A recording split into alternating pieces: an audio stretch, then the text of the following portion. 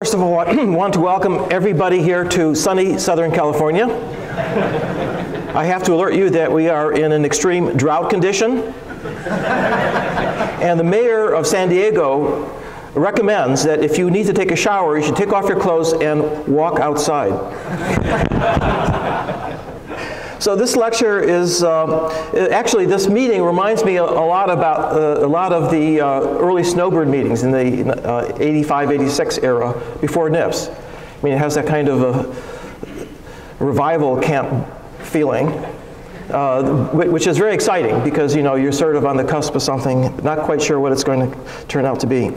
So this lecture is going to have two themes. One of them has to do with putting networks, and if this levels diagram from molecules up to central nervous system, which spans 9 orders of magnitude of spatial scale, the networks is really only one band in the middle of that. And there's a tremendous amount of machinery down here at the level of synapses, and that's one of the focuses of the talk today, is that what do we know from nature about learning algorithms that might be relevant to what you're trying to do. And secondly, embedding these networks into an operating system. I mean, you need to have something around it. Right now, these deep learning networks are coddled. You are providing the sensory input. You are providing the training data. You are providing everything. It's just like a little coddled little network. But our brains work in the real world. I mean, there isn't any way to access it except through behavior. And so that's really the question, is how do you wrap the networks around the operating system? Okay, well, nothing in biology makes any sense except in the life of evolution. That was a quote from Theodore Dobzhansky, evolutionist. And what I've illustrated here is the spiral of life. And as you can see, starting, I can't read it, 3 billion years ago, we progressed through the bacteria, through eukaryotes, fish, and eventually mammals. And so the mammals have only been around for about 100 million years. Primates for maybe 20 million years. Man has only been here around for a few million years. So in a sense, we're the endpoint of a lot of previous evolution. And we can learn a lot by comparative anatomy. So if you look at these earlier creatures, they didn't have a neocortex. The neocortex, with all of the hierarchy, that's all mammalian. And what distinguishes it from the 3-layer cortex that you find in for example, reptiles and birds, is that those networks were highly associative. That is to say, there was no topography. The mammalian 6-layer cortex is mapped. The visual input from the retina is mapped to the cortex and remapped over and over again. And it's that innovation that has made it possible to go from a very simple cortex that is, as you can see here in stippled gray for these early species, hedgehog, and then a prosimium, a galago, and then finally the human. You can see there's a tremendous expansion of the cerebral cortex. More is better, and it's very rare that something scales this well. That's really the secret of evolution, is it discovered something that you can reproduce relatively easily and throw into other sensory systems, into other association systems, and so that's really what I want to talk about. So this is the famous Van Essen diagram of the visual system circa 1990, starting with the retina here at the bottom. And as you can see, each one of these boxes represents one of these maps in the visual cortex. At the primary visual cortex, V1, but there are more than 24 other areas, and you can see that this subway map here connects them. And you can see that this resembles, to a very large degree, what we now call deep learning, right? We have many, many levels, and we have representations that get more and more complex. The receptive fields of the neurons, that is to say, the region over the visual field where they respond, gets bigger and bigger until finally you get up to the infratemporal cortex where you recognize objects and you learn objects. And this is really the level at which we're interested, right? We're interested in objects. Now, you can see that living above the visual cortex is a little box. I don't know if you can see it. HC. Okay, that is not the homunculus. That is the hippocampus.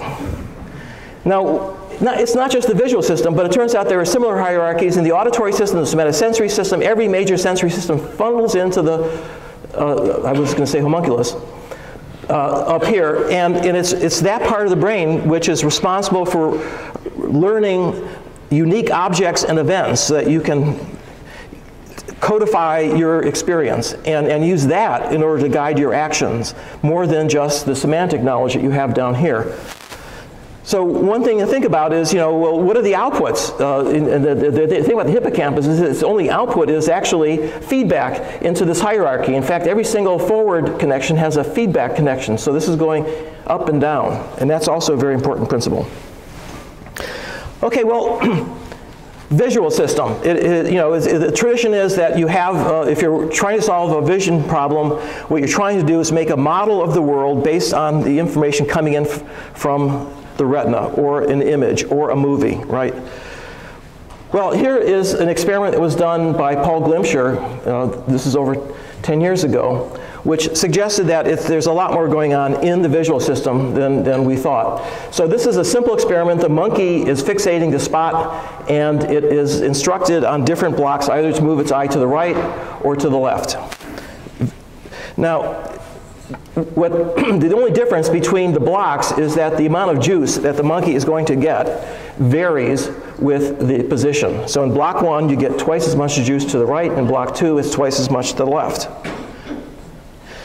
Now, we know that in this part of the brain that there are neurons that are selective for both the visual stimulus and for the action that you're going to take. In this case, moving your eye to the right. So there's a visual response, as shown here. This is a spike firing rate as a function of time. And you can see that in response to the light coming on, the monkey moves its eye, and you get a visual response. And then a little bit later, well, first the visual response, and a little bit later, the monkey actually targets that point. Now, here's the amazing thing, is that you get 3 times more spikes when the monkey is making a saccade to the target that has more reward than to the target that has less reward. In other words, these neurons are encoding a lot more than just the visual target. They are encoding the value of the target. And that is a completely different ball game, right? Because you're saying that this is not a vision box. This is a vision evaluation box that we're dealing with here. So that really is changed everybody's view about vision. Here's another output from the cortex. This is a part of the brain called the Superiorcolliculus, and it's important for targeting eye movements. And this is the parietal cortex projects down to it. And the parietal cortex is only one of 24 different areas, and this is from the cat brain. Each one of these little slices is from a different cortical area, showing the termination of the inputs in different layers. The Superiorcolliculus has many layers, superficial, which are sensory, and deep layers, which are motor. But you can see that there's a tremendous convergence. All these areas are converging, even the earlier ones. In other words, Superiorcolliculus is picking up information from wherever it can get it. And its purpose is to help orient the animal towards something interesting, which could be either a bright flash, in which case V1 would be a good target input to focus on, or it could be something coming from the prefrontal cortex down here, which is something that you're looking for. You're not being driven by the sensory input, you're being driven by some internal state. So this is another lesson, is that you shouldn't just look at the output layer for information. There's information at every point, all the way up the ladder. And it's very important if you're trying to make a quick decision. Now, in addition, so there are these subcortical motor targets, but what about, and we're going to come back to this, reinforcement learning. So it turns out the entire cortical mantle projects down to the basal ganglia, and specifically to the striatum. And what's shown here is 3 different parts of the cortex. There is, on the very left, is the sensory motor. This is the part that is helping you make decisions about how to move your body around. And you can see that it projects to the red regions here of the basal ganglia. And interestingly, it projects down and it comes back through the thalamus and projects back to the cortex. There's a loop. And that loop has a delay of about 100 milliseconds. And it's thought that the basal ganglia actually where converging information is compared and decisions are made about actions. But you have similar parallel pathways from another part of the cortex. This is the dorsolateral prefrontal cortex that has yet a different subset of the basal ganglia. And then yet another part, which I'll come back to, which has to do with making important decisions for the future, planning. So these are not all equal in terms of their function. Well, I want to start at the beginning in the retina. Illustrate an important point about representation before moving on to these other issues. So this is a mouse retina, and what you see here on the right is a schematic, and this is a real retina that's been stained. Photoreceptors at the top, some processing through these two layers, and then finally the ganglion cells which project into the brain, which are shown here in a kind of a what would you call that, purplish mauve or something. So interestingly, the light comes from the bottom and it goes through all these neurons before it gets to the photoreceptors. Go figure. The ganglion cells, there are about 24 different types of ganglion cells that have been discovered in different mammalian retina. And the two prominent types are called the on-center and off-center. And the on-center provide input when the light comes on in the center region, little circle. And the off provide a burst of spikes when the light goes off. So that this is telling you something about change in light intensity. Now, what can you do with that simple feature, on and off? So I'm going to show you how far you can get with it. So this is a camera that was developed by Toby Delbrook. It's a neuromorphic camera. It's built, he built the chip. And as you can see, here's the form factor. The thing weighs, 10 grams. It consumes microwatts. It's incredibly efficient. And here's all it's doing. Every pixel in the camera has two different channels. There's a channel that produces a spike when there's a small increment, and there's another channel that produces a spike when there's a small decrement. So these are the on and the off. And so it encodes a continuous waveform in a sequence of pulses that it gets transmitted, as you'll see, into the like the brain, into the computer. Let's see if this is going to work. Oh, the movie's not going to work. But what you can, let me quickly scroll down here and bring up. This is a long talk.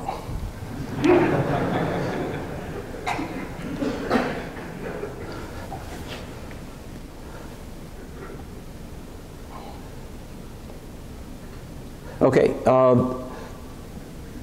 Okay, so I'll just describe what the output of the camera. It's too bad because it's a wonderful illustration. It speaks for itself. So what it shows is that when there's nothing moving, there's no output. It's blank. And it's only when something moves. And when something moves, you can see on the leading edge little white spikes, and then on the trailing edge little black spikes. Now the beauty is that with this camera, you can follow a rotating spot that's going at 200 hertz, 5 milliseconds per revolution. If you took a picture of that with your frame-based camera, it would be a circle, right? Because the frames are like 30 milliseconds. But with his camera, you can actually follow with microsecond precision the leading and trailing edge, and from that you can compute the velocity. So the point is that if you can preserve the information at the earliest stage in terms of extracting the features, that it's going to be a lot easier upstream to be able to compute things like velocity, stereo, and this is one of the virtues of using spikes. It's very efficient, low power, and this is actually equally important for what you're doing, because everybody here, okay, is simulating things on digital computers that are very power hungry. Well, ultimately, you do want to be able to deliver this at a low power, and so you're going to need a technology to do that. So I think this is something to be thinking about into the future, is that you really have to think about how to translate the current algorithms into a format or a hardware that is going to be deliverables, that will be scalable and deliverable to robots, for example. Okay, I want to change gears a little bit here and talk about natural images. So natural images is of course, where we evolved in the savanna, and our visual system is really tuned to the features in that environment millions and millions of years ago. This is a database from a single image from a database showing a field, and it has a lot of texture in it, but where are the objects? But this is what our visual system was actually designed to do, is to be able to pick out the structure from these complex scenes. One of the properties that we know about natural images is they're scale invariant. So what I'm doing here is downsampling on successive frames here, and you can see that even at the crudest level here, where you can see the pixelated image, there's structure. There's interesting gradients, and which reflects the actual information in the scene. And what this illustrates is that no matter what scale you're looking at, there's going to be something that you can extract. And if you do a Fourier analysis, a power spectrum, in this case spatial frequencies, you get a 1 over f squared power. And that is a sign for power law scaling. So this is something, it's kind of a mystery, is that, what is this, what's going on in nature, that, and is this mirrored somehow in the brain?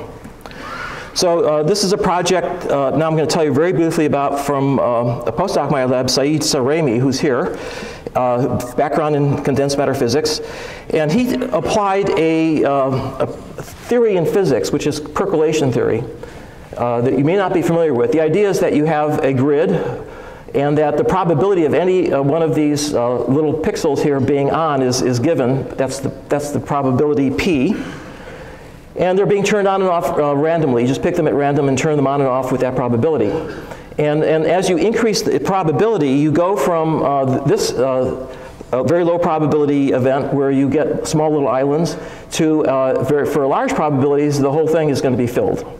But there is a point right here in the middle where something magic happens, and that's when these islands get large enough so that they can actually completely span top to bottom, and that's the percolation threshold. And that turns out to be a phase transition in physics between two different states, the state of being blocked and the state of always having a place to get through. And this has lots of applications, as you can imagine,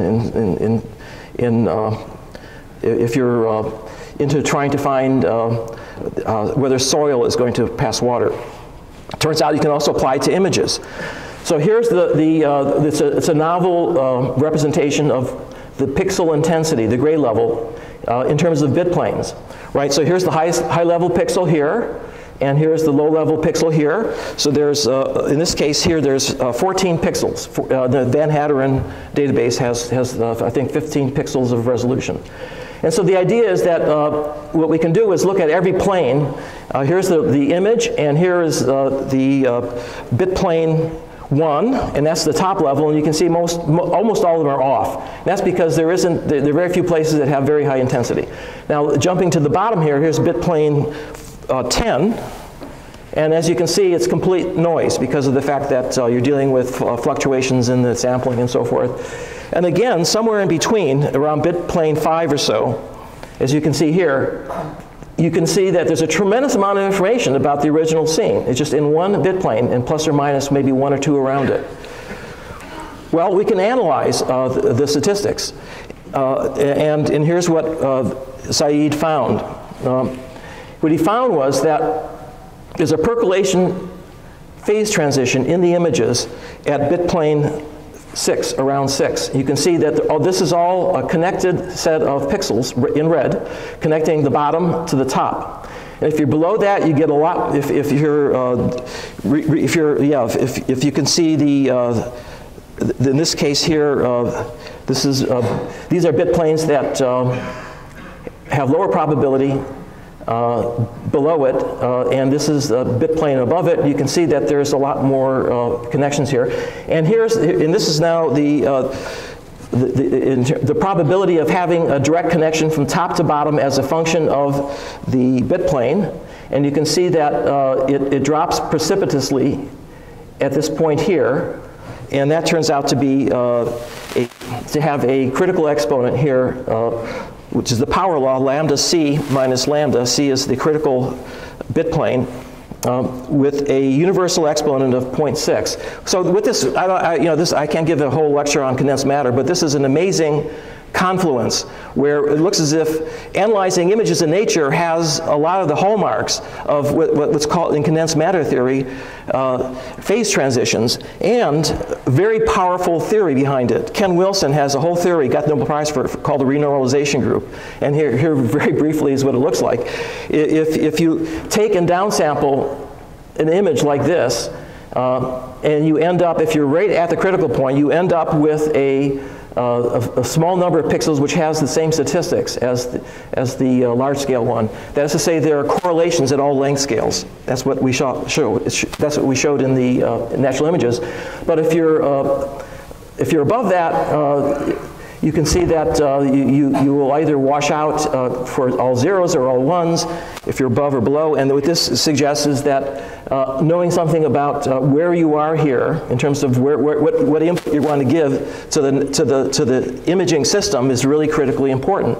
90% or more of the information is contained in that one plane, image plane, plus or minus 1 bit.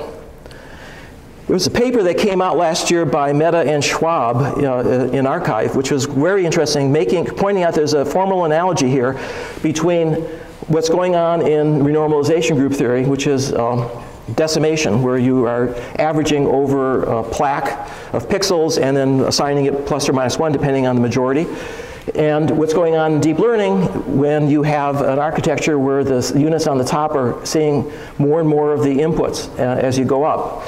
So this is really interesting. The suggestion here is that maybe part of what's going on, and this is restricted Boltzmann machines, may be that you're at a critical point. And that's something that ought to be looked at more carefully. Okay, now in the remaining part of the lecture, what I want to do is to convince you that there is much more to do in trying to understand learning than backprop or Boltzmann learning, okay? The brain, nature has actually evolved dozens and dozens forms of synaptic plasticity that are very important because they work together synergistically. And I'm going to show you a few of them. So priming. So priming is something psychologists have studied for a long time. It's a form of one-trial learning. It's unconscious, you're not aware of it, but it has very lasting effects. And so here's an example. Suppose I gave you this image and asked you to identify, what is that? Can anybody guess what this is? I've erased half the lines. What? Okay, a couple of people guessed the right answer. So it turns out that, if I show you this frame first and then show you this, then everybody will see it. And that was the whole series of experiments have been done. In fact, with this particular experiment, that was done on the Psych 101, and you bring them back a week later and you show that they can fill in the blanks. And the investigator actually, 17 years later, tracked down those students, sent them these images, and found out they could still recognize them. So it's incredibly powerful, and it's one trial, and it's always with you. Isn't that amazing? It also works for words. For example, can anybody guess, I've erased a couple of the letters here where there are blanks, and can anybody guess what this word is? Okay, I've already showed you this. Okay, in that case, it's cheating. Okay, now what's amazing about this is that in fMRI, when you look at the activation of the subject, and this is looking at the brain horizontal view, and this is the back, and this is the front. And if you look at the first presentation, you get a tremendous amount of activity here in the visual system. Second presentation, you get much, much less. This is called perceptual priming. And it's called repetition suppression. So this is one trial. So it means that something has been reorganized into your cortex after one trial. Here is a theory, a hypothesis that Bob Desimone came up with in 1996. He was recording from the very top level in the inferior temporal cortex, as I showed you earlier. And what he noticed was that if you count the spikes, that on the second trial it's almost always less, but there were a few cells where it increased. Majority decreased. And here's his idea, that on the very first trial, you get a few cells that are firing at a high rate, but most of them are firing at some intermediate, medium rate. And here's what he thinks happens, is that there's learning that takes place that changes the strengths of the connections between the neurons that are firing at a high rate so that they're increased, and decreases the strengths of the connections with the medium weight, so that after the first trial, now you get a much more focused and sharpened representation in which you've released a lot of the units that otherwise would have participated in the representation. So this is a form of sharpening, and it's something that is unsupervised. It's happening all the time. One of the postdocs in my lab, Samat Moldakarmov, has simulated this. A two-level model, early visual processing, late visual processing occurs in the second layer, and this is a winner-take-all. And what he did is implemented that learning rule I just told you about, and here's what happens. In trial 1, you can see that a few of them are firing at a high rate, most of them fire at a medium rate or low.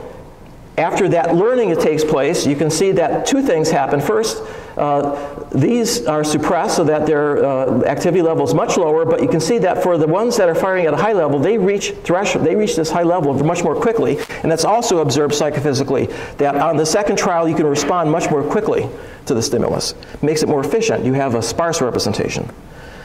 Here's another form of plasticity. It's called homeostatic plasticity. Again, this is unsupervised, and the idea is that if a neuron has a synaptic strengths and for some reason is not firing, has reduced activity, all of the strengths are proportionately increased. They're scaled up. And if there's decreased activity, if there's increased activity, the cell's firing too often, then you scale down. And the idea here is to maintain it within some operating range. It's a very simple algorithm. We know the mechanisms, the molecular mechanisms. It's there in almost all neurons.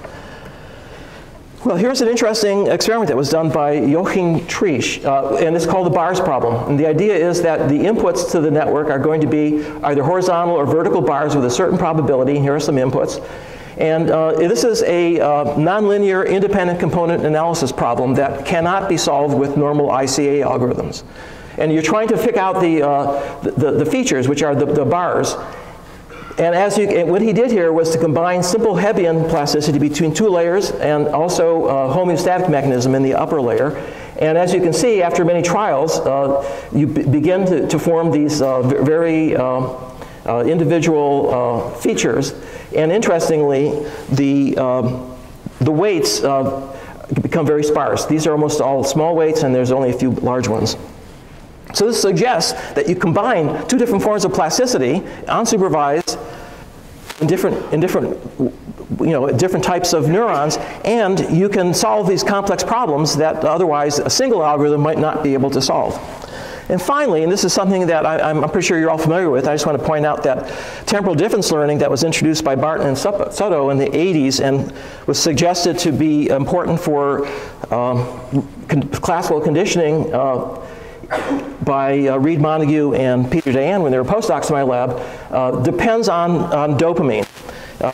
Here's the world, which is being represented by the cortex, and the idea is that the basal ganglia here is going to compute the value, what's the value of that state, and it's now going to use that to update the weights depending on the feedback of the reward, and that will also be used to make decisions. So this is the traditional actor-critic architecture. Well, here's where the basal ganglia are located, in case you were wondering. I'm not going to go over the details except to say that this is, again, it's a dense projection converging from the cortex onto this little structure. And then the dopamine is really remarkable. There are these dopamine nuclei down here in the midbrain that project up into the entire cortical mantle, including the basal ganglia, very heavily innervated. Incredibly important for addictive behavior. Every addictive drug goes through increasing dopamine levels of activity. Now we come back to the hierarchy I was telling you about earlier. So we have these three levels: sensory motor, we have the associative network, this is the dorsolateral prefrontal cortex, and then we have the limbic cortex, which is the frontal pole, and it's called the ventral striatum. So what's interesting is each one of these does something different. This one associates a sensory input with an effector, like an arm. And it's like a habit, and it's very difficult. It's not flexible, so you can't generalize from one arm to the next. You can't generalize from an arm to a foot if you wanted to have some kind of a fast response. The dorsolateral prefrontal cortex, which contains a lot of working memory cells that can maintain activity for a long time, is capable of associating a sensory input with an outcome. So, and that outcome can be flexible in terms of what arm you're going to use or what foot you're going to use. And finally, the very highest level here, which is the orbital frontal cortex, the dorsal, this is the premotor cortex. These are areas of the brain that are important for planning. And if you damage them, you damage people's ability to do temporal discounting. That means that they can't think about the future. They take things, they're greedy. And so we think this is an area that psychologists have focused on for what's called prospective optimization. So you want to optimize things. So one way, in terms of your memory, you can look back in the past and you can use that information to plan the future and prospectively pick the actions that are going to be valuable in the future, which could be in the distant future. So, this is, if you're at all interested in following this up, I have a paper in the proceedings, the IEEE last year, where together with with several others, we worked out the kind of the consequences of this kind of architecture for how you would design a system, an operating system, to be able to handle uncertain conditions and plan for the future. So I've shown you the couple examples: priming, homeostatic plasticity, temporal differences. These are all different learning algorithms, and they're all occurring simultaneously at the same time. And it's I think it's very clear that there's also going to be plasticity with dopamine projects to the cortex. It's going to control representation learning in the cortex, having to do with the value. And I showed you an example of firing rate, which depended on value. One last thing I want to show you. This is from a very recent study that I did, a group in my lab, Tom Bartol and others, was to reconstruct a piece of the hippocampus, the part of the brain that's important for long-term memory. And it's well established that these are spines. The synapses are on the spines, and the red is the active zone where the transmitter is released. And they come in a tremendous variety of sizes and shapes. It turns out that the size, the volume of that spine is proportional to the synaptic strength. And this is really amazing. What we determined, and I won't go into the details, is that you can store 5 bits in the synaptic weight. And we did it by looking at pairs of spines that were innervated by the same axon, that had the same input and had the same postsynaptic voltage, and they turned out to have the same size spines. Is that per synapse or per connection between neurons? I mean, per pair of neurons? Yeah, per synapse. Every synapse, including the small ones, have this 5 bits of accuracy. Now here's the surprise, here's the amazing thing. The amazing thing is that the probability of release, only one vesicle is released, the probability of release for the majority of the synapses is about 1/10. There's only a few very big ones up here that have a high probability. And that means that literally 8 or 9 times out of 10 that you stimulate the nerve, you only get, you get no release. Tremendous amount of noise. How would you have a synapse that has so high precision in terms of the strength, have such a low probability of release, and still function, have a functioning brain? Well, I know the answer to that. In fact, Jeff Hinton told me how the brain works, so I know. So this is from a lecture that Jeff gave, which is, he was given a prize, the Killam Prize in Canada, one of the highest prizes for a scientist. And he gave a lecture on, as you can see, brain